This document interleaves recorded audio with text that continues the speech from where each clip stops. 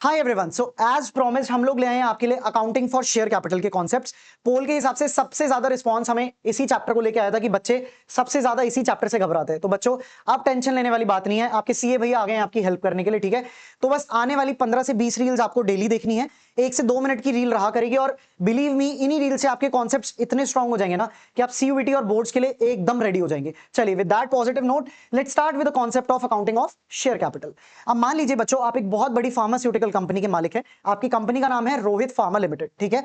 और Rohit pharma limited को 100 करोड़ की रिक्वायरमेंट है। मान लीजिए इस टाइम पे कोविड जैसा पैंडेमिक दोबारा आ गया है, और अब आपकी कंपनी ने एक चमत्कार कर दिया है। आपकी कंपनी ने ना इस पैंडेमिक को क्योर करने के लिए दवाई बना ली है, ठीक है। लेकिन इसी दवाई को बनाने के लिए आपको कितने फंड्स की रिक्वायरमेंट है?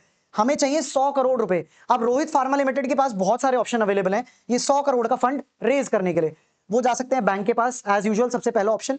अदर फाइनेंशियल इंस्टीट्यूशन भी एग्जिस्ट करते हैं, लाइक एनबीएफसीज, ठीक है। और तीसरा ऑप्शन बच्चों, जो आजकल most of the companies opt कर रही हैं, वो क्या है? पब्लिक से पैसा रेज करना। जी हां, आम जनता से, मार्केट से पैसा उठाना, ठीक है।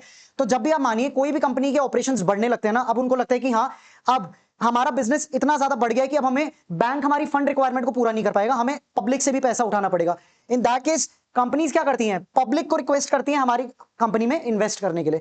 तो कंपनी पूरा चिट्टा किट्टा बना के देती है, जिससे पब्लिक को कॉन्फिडेंस आता है कि हाँ, ये कंपनी बहुत अच्छी है, इसके फ्यूचर प्रोस्पेक्ट अच्छे हैं, तो हम इस कंपनी में इन्वेस्ट कर सकते हैं, ठीक है। अब मान लीजिए पब्लिक को रोहित फार्मा लिमिटेड में आ गया भरोसा, ठीक है। उन्होंने 100 करोड़ दे दिए रोहित फार्मा को। क्या फ्री में दे दिए? नहीं सर। रोहित फार्मा लिमिटेड ने बदले में क्या करा? पब्लिक को दे दिए अपने शेयर्स। और जितने भी शेयर जिन जिन इंडिविजुअल्स ने लिए, वो उन शेयर के अगेंस्ट क्या हुए? इस कंपनी में मालिक बन गए, ठीक है। तो मान लीजिए 100 करोड़ का अगर मैं ब्रेकअप बोलूं, तो रोहित फार्मा लिमिटेड के 10 करोड़ शेयर्स थे ऑफ ₹10 ईच। अब ये इंडिविजुअल्स है, मान लो इन 4 इंडिविजुअल्स ने ये 10 करोड़ शेयर खरीद लिए, और मान लो बराबर बराबर खरीदे, तो हर किसी ने 2.5 करोड़ शेयर खरीद लिए।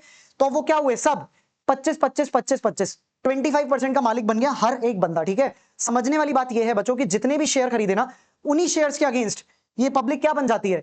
ओनर बन जाती है कंपनी में, ठीक है। और बदले में पब्लिक को क्या मिलता है? सर, फ्यूचर में रिटर्न्स मिलते हैं in the form of dividend. Company जितना भी प्रॉफिट करेगी उसका कुछ हिस्सा पब्लिक को दिया जाता है, जिसको हम बोलते हैं डिविडेंड। तो इसमें पब्लिक का भी फायदा है कि bank generally rate of interest कम देता है।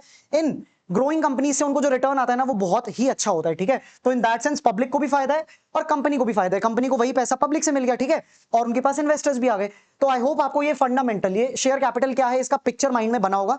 तो आज की रील अगर आपको अच्छी लगी तो give this reel a thumbs up, और भेज दो अपने उस दोस्त को जिसको आज तक ये शेयर कैपिटल के फंडामेंटल्स क्लियर नहीं हुए।